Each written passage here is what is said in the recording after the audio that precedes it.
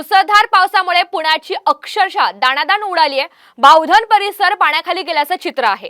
अनेक घरांमध्ये पाणी शिरलंय, वाहनं सुद्धा पाण्याखाली गेली आहेत, तर दुकानांमधल्या सामानांचं मोठ्या प्रमाणात नुकसान झालंय।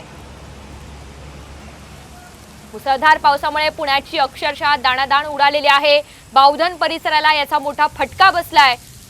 इथला परिसर पाण्याखाली गेल्याचं चित्र बघायला मिळतंय। हायवेवर सुद्धा मोठ्या प्रमाणात पाणी आलंय, तर अनेकांच्या घरामध्ये सुद्धा पाणी शिरलेलं आहे याची तक्रार नागरिक करतायत। वाहनं पाण्याखाली गेली आहेत, तर दुकानांमधल्या साहित्याचं मोठं नुकसान झालं।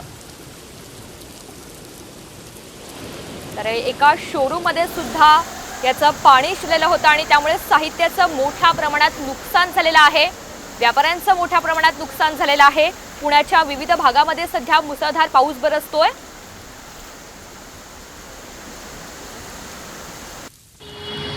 तिकडे पिंपरी चिंचवड मधील अंडरपास रोडवर पाणी तुंबलंय। वल्लभनगर मधील एसटी स्टँड परिसराला अक्षरशः तळ्याचं स्वरूप आलंय।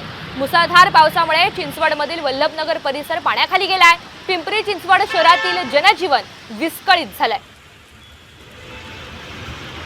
बाथरूमचे विकार सांगाले, बाथरूमचा वाटते